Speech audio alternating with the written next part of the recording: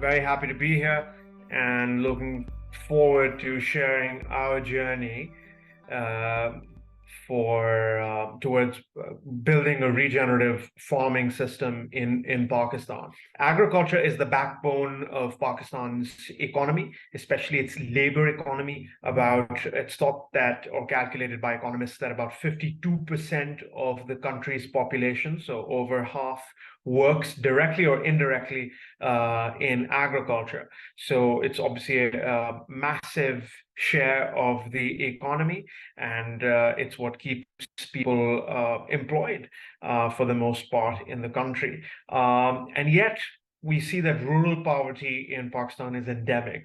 And we've seen over the past 20 years in particular, or especially in the past 15 years, this enormous rural to urban migration that has happened and continues to happen. And it's made cities very overburdened in Pakistan, very polluted, very congested, very clogged. And part of the reason is because the rural economy is fundamentally broken. Pakistan's farmers are smallholders, as is the case in most developing countries in the world. It is thought that about 90% of the people who are farmers have a land holding of 5 acres or less, which is also, again, not necessarily unique, because that's the case in a lot of other developing countries across the globe.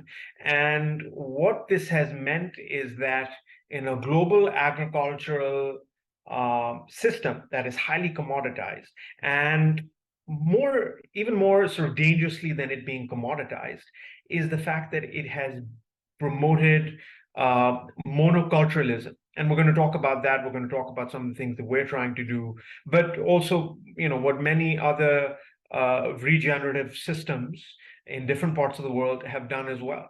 So this monoculturalization means that small farms really struggle to make it work economically. And that's obviously the case in Pakistan as well. And, you can have an odd year where some, produce that you're growing, could be potatoes or cotton or something, suddenly has a really good year because supply side is much lower than demand side. But on the whole, farmers tend to have very bad earnings. And Pakistan has gone from being a food secure country to a chronically food insecure country, and a net importer of many of its core food and fiber items, right? Pakistan is a major textile exporter and now imports a lot of cotton, whereas it used to be, until a few years ago, self-sufficient in the cotton that it was producing. Same is the case with many food items such as wheat. Wheat is the staple grain in Pakistani diets, and wheat now, in most years, has to be imported. And there are many reasons for this, and I'm just going to touch upon the core reasons. One of them, obviously, is that there's been a massive population increase. The country has gone from about 33 million people at the time of its independence in 1947 to about 240 million today. And it's headed towards 350 to 400 million people by somewhere around 2035 to 2040. So that is truly massive, the population increase. And then, of course, there's the agricultural side of it, which is the country is stuck in Green Revolution 1.0. Yields are stuck. It takes more and more synthetic fertilizer to achieve, very static-ish kind of yields, or they might even be going down for many farmers. Farmland is, for the most part, for the majority of farms, devoid of trees, which is really bad. The soils, and this is a truly shocking statistic, the soils have either 0% organic matter and carbon, or almost zero. So we're talking about 0.2, 0.3%, which is extraordinarily low and very dangerous.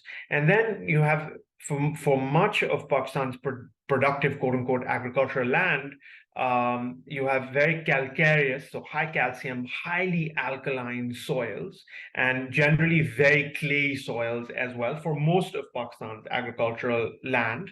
And this also has consequences. And so there's a lot of heavy tilling that takes place to make the soil, um, have the kind of uh, looseness or porosity to be able to then plant different crops.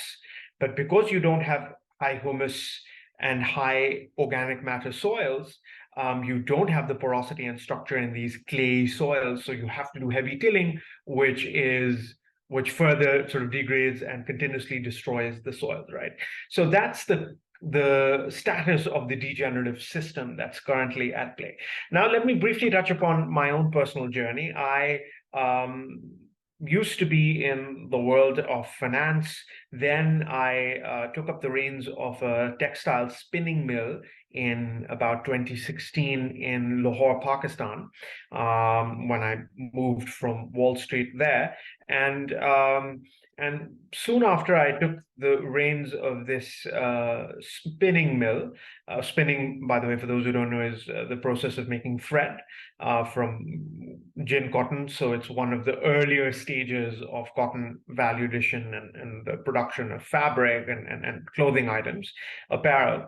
And so this mill sort of shut down because cotton prices in Pakistan went through the roof. And the core reason for that was because a third, so that's about 33% of the crop got destroyed by the pink bollworm, which is a pernicious pest. And as I delved and dug deeper, I realized that the pest had become resistant to the BT GMO cotton seed, because evolution always wins. So if you just have this, again, monoculture based idea of one pathogen or one pathway of killing a pest, it's just not going to work. And ultimately, evolution wins, and then it causes a lot of pain and destruction. And that's what happened in the Pakistani economy that year. A lot of people in textile, so hundreds of thousands of people lost their jobs because a lot of textile mills had to close down, because the cotton prices were just so high that a relatively basic industry could not economically function with one of its core costs and inputs, i.e. cotton, being so expensive. So that's really what got me thinking into alternative models of agriculture, because I realized that this current model was very broken. And I discovered, very luckily, regenerative agriculture. At the time, I was also very worried about climate change. I had just recently become a father, and I realized I discovered, for example, a fantastic book called Earth, that's EAARTH. And it talked about how our planet was fundamentally different from the one a few decades ago because of the high amounts of carbon dioxide in the atmosphere. And that was basically transmogrifying the weather systems of our home planet. And it was extremely worrying stuff. I realized that the Syrian civil war, which is a truly devastating, obviously, sort of on a human level, a very devastating event, had its roots in climate change for the most part as well, because from 2006 to 2010, Syria had the greatest drought in its recorded history, which meant that 60% of the crops failed, 80% of the livestock died, and about 2 million farmers had to migrate from, again, rural to urban migration. And obviously, they had no jobs or services waiting for them in the cities. And they were the drivers of the protest movement that ultimately cascaded into the Syrian civil war.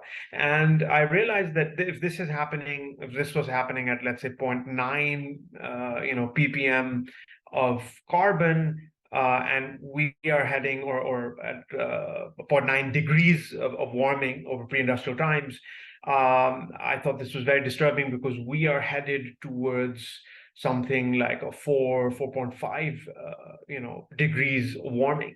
And again, as I discovered regenerative agriculture, I realized that within it are so many tools that can help draw down and sequester all of this excess carbon. And then a little bit later, the now sort of famous book Drawdown came out, part of the Drawdown project launched by Paul Hawken. And that again was had an enormous positive impact on me. And so I realized that this is what I want to do with my life. And so there was only one little problem. I didn't have any agricultural land of my own. So I had to, I did a lot of research on how this sort of more ecological, biological, regenerative agriculture is done, and then went to, family members who had farmland, and luckily was able to convince them to allow this sort of new paradigm of agriculture to take place on their land. And that's how sort of this work began. And the drawdown farming system, that I sort of call it, is an homage to the drawdown project, and also the fact that a bunch of those solutions that are in the book we try to implement. And I'll talk about each of them, but everything from compost to what's called adaptive multi-paddock grazing or holistic plan grazing, biochar. We also use, increasingly, as much as we can, solar power, including for our drip irrigation and micro irrigation systems. So we try to vermicomposting. So we try to incorporate a lot of these solutions. And the model that sort of I adopted was an integrative regenerative model, which means that rather than doing one or two or three or four regenerative techniques, we're going to try to take the best regenerative techniques out there, whether it's a farmer in Australia doing it, or whether it's a new research study out of the US that's pointing towards something. Whatever we can do, we try to apply it to the best of our abilities by translating it to our context, seeing how it fits in. And just to give a little bit of idea about where we're located, this is the Thal Desert. So it's complete desert sand. That is the local quote unquote soil, or dirt is the more accurate word, because it's completely innate and dead for the most part. And so to make it a living soil, we had to do a series of regenerative techniques. It was like figuring out the pieces of a big puzzle. And so at this point, thankfully, we have the largest composting operation in Pakistan, the largest biochar manufactory in Pakistan, which is not a very large one, but it just goes to show that this stuff is very new in Pakistan, and the Pakistani agricultural scene. And again, sort of going back to what I said earlier about Pakistan's agricultural scene, it is very, the term I use is Green Revolution 1.0, which is just primarily NP, maybe for some farmers NPK driven. Very rarely would they use micronutrient, and there's just no emphasis on soil microbiology, on what in other parts of the world became known as conservation agriculture. So, no-till or minimum till, those practices are extremely rare. And that's why we see this sort of problem in the country. And so I think for us the idea was, let's break this mold in its entirety and to create a model that can then become a sort of beacon or guiding light if we succeed. And thankfully, we've started to see some remarkable results where we're seeing soil that was complete beach sand or desert sand turn into a living chocolate brown colored soil, which, in many ways, the transformation was remarkable for us as well. And, we're doing there's an amendment side to regenerative agriculture. There's in-house amendments that we make, as I mentioned, everything from fungally dominant composts in a soil food web composting system to enhanced biochar. And so biochar is biological charcoal, and so we enhance it with things like biology and nutrients. And then there's things that we make. There's some farm-made biostimulants, things like there's some fungal foods we make, such as fish hydrolysis. There is moringa leaf extract, aloe leaf extract. So, there's a lot of things that farmers can do themselves: compost teas, compost extracts, vermicompost. And then there's also stuff that we sort of buy again on the amendment side. So there's been an explosion globally of biologicals, which it is thought by 2035 will be at least 25% of all amendments sold in the world, in the world of agricultural amendments and fertilizers, which is great news because at least finally there's a recognition of biology being the driver of everything in the system.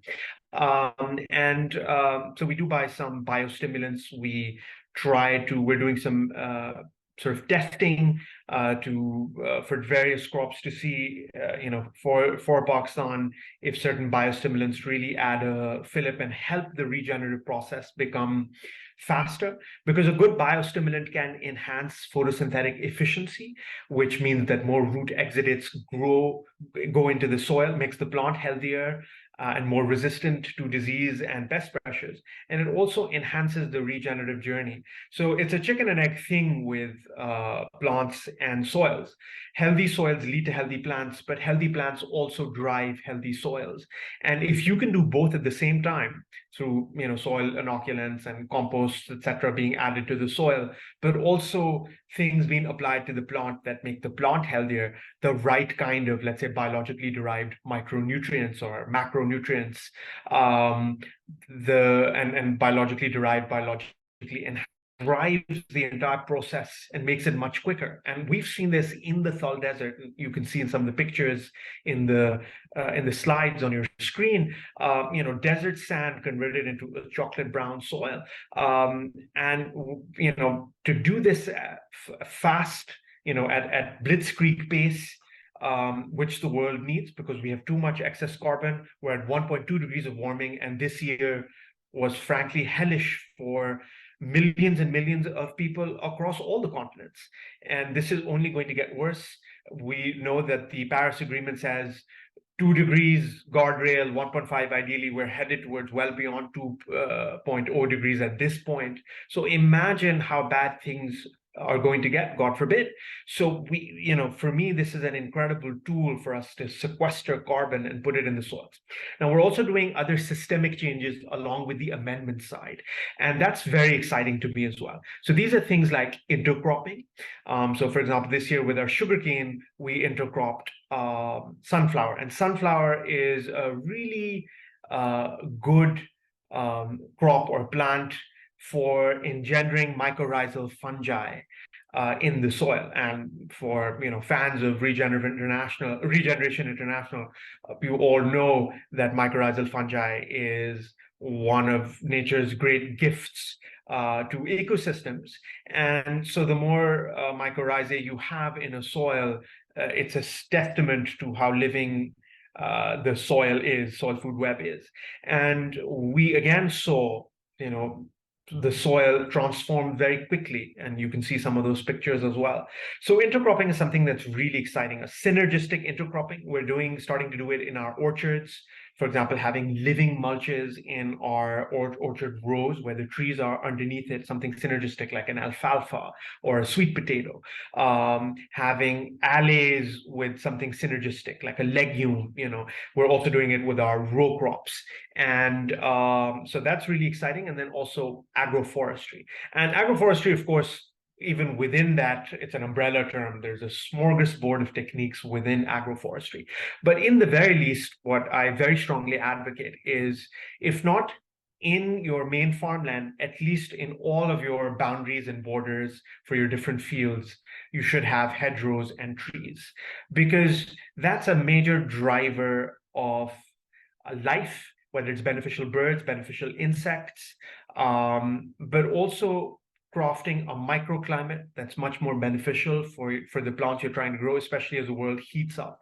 And we've seen incredible heat waves in Pakistan, other parts of South Asia, the Mediterranean belt of Europe, Africa, the Middle East, Central Asia. I mean, China, heat waves are horrendous this year. So having more trees is a great boon. And then smartly choosing the trees. So having like a good mix of deciduous trees, you can use the leaves for composting systems, which is what we do, or vermicompost systems. And then also having certain tree species that you can make amendments from. So neem, for example, we used to make a neem pesticide, or moringa we used to either for fodder purposes for our sort of cows and ruminant animals, because it's an incredible immune booster, for and sort of health enhancer of ruminant animals. But also we make biostimulant fertilizers out of it as well, right? So, there's just nature has so much bounty that just recognizing it and smartly applying it can give incredible results. And so those are the sort of systemic changes that we are also concurrently working on, along with the amendment side as well. And I think together, if you integrate these two streams, and within each of those try to have as many tools from the toolbox, it can lead to a much faster pace of regeneration. And I often give the example with human health, because I think that's something that humans intuitively understand much more. And I give the example of, let's say you have a room full of a bunch of people who are, let's say, not doing very well from a health point of view. Let's say they've reached their 40s and they realize, you know what, we need to make some changes in our life. And one of them says, I don't eat vegetables, so I'm going to add green leafy vegetables in my diet. And another person says, you know what, I'm eating this really bad meat that's laced with antibiotics, and I know that antimicrobial resistance has become a big thing, so I'm going to start eating more pasture-raised grass-fed meats or eggs. I'll have fewer, but I'll have better quality that's better for me. Another person says, you know what, well, I don't exercise. And none of these people exercise. Their diets are terrible. Let's say all of them are in the same boat. One person says, you know what, I'm going to start doing some cardio.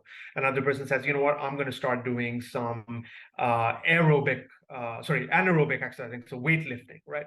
One person says, you know what, there are no herbs in my diet, so I'm going to start having things like turmeric and other, rosemary and things, right? So each of those are going to one person said, I'm not getting enough sleep, so I'm going to start, getting 7 to 8 hours of sleep, and I'll be regular with my sleep sort of cycle. Each of them is going to derive a benefit from these changes. But if someone said, I'm going to do all of those things, their journey towards health, in all probabilities, 99% of the time, is going to be much, much faster and much more profound. And we know this. There's a lot of science to back this up, by the way. And I think regenerative agriculture is the same. The more tools, both systemic and from an amendments point of view, that you deploy, the better your results are going to be. And I think that's what we've seen as well. One thing that people need to understand is obviously, and I've mentioned this, biology is essential. So incorporating biology in the system is so crucial. But another thing that I think there's a less recognition of, is that nutrition is also very important, but the nutritional philosophy and system for delivery in agriculture is fundamentally broken. And here what I mean is we are over applying things and we are wrongly applying them. So even in the synthetic paradigm. And so, we have a very large scale farm, and some of it is regenerative organic, but some of it, because it takes time to reach a level where you can be regenerative organic, let's say, right, where you're not really using synthetics. But a large part of our farmland is regenerative and in various stages of regeneration, but not regenerative organic. But our synthetics paradigm is very different, because we enhance our synthetics with biology and we microdose things, so we need to use much less. And plants and soils don't respond negatively when you apply, let's say, urea fertilizer in one fell swoop together. It's extremely bad for soil biology, and it's also very bad for plants, and it's a net contributor to climate change. Most of it gets volatilized as nitrous dioxide or gets leached down. But if you do microdosing and you enhance it with biology, with soil microbial inoculants, then biology takes up a lot of that nitrogen and then makes it much more bioavailable later on in a plant's life, right? So I think that these are things. Same is the case with with phosphorus fertilizers, with even potassium fertilizers, right? And so in the right time, in the right format, biologically enhanced, if we were to do this globally, right, we could reduce our need for synthetic fertilizers and actually enhance plant health soil health, and even yield outcomes. And that's one of the core takeaways I want everyone to take. Regenerative agriculture doesn't mean lower yields. It actually means enhanced yields through a series of means, obviously through higher disease and pest resistance, also higher resistance to some climatic stresses, heat waves, drought, frost, but also higher yields in many cases. And there's a great BCG study that came out recently, which is also pointing in the same direction that regen ag can lead to higher yields. And what we're seeing is that the more degraded a soil is, and in many parts of the world, such as Pakistan, parts of Africa, even parts of China, parts of India, Central Asia, soils are very, very degraded. Parts of the Middle East, where agriculture happens, places like Jordan and Egypt, etc., soils are very, very degraded. And so, if you apply these regenerative principles, both systemic and from an amendments point of view, you can get A, really quick results, and B, results that are economically extremely enticing because you can enhance yield outcomes. And that is both a very hopeful message and also a message that makes this a very investable class, if we're to use finance terms, right? Which is amazing because that can become a major driver for saving the world from the climate catastrophe that we are in the midst of, because we can have food security in a world where at least 1/10 of the global population is food insecure. But actually, those numbers are higher because a much larger part of the world is nutrition insecure. So they might be getting calories, but they are not getting the right nutrients. And so again, we have now, solid scientific evidence that regenerative agriculture enhances nutritional density in foods. So we can get nutritional security, food security through higher yields and better climate and other stress resistance. And we have something that can resolve climate change and parts of the biodiversity crisis, which is incredible. And I think, again, I'm very thankful to Regeneration International for the work that you guys have done in highlighting the power of Regen Ag, again, as a solution to all of these crises. And, in my journey, I've learned a lot from Regen International and many other pioneers and advocates and scientists and practitioners on the ground. And we've tried to do our bit in trying to take this journey forward, and especially create a paradigm of agriculture in the Pakistani context or the South Asian context, which I think is also applicable to other similar places, other similar sort of, let's say sandy, semi-arid soil conditions, Middle East, Africa, Central Asia. And I think that, it's been a great privilege to be on this journey. It's been a lot of hard work, a lot of sweat, blood, and tears. But I hope that I've been able to convey a message of both hope and enormous possibility. Thank you.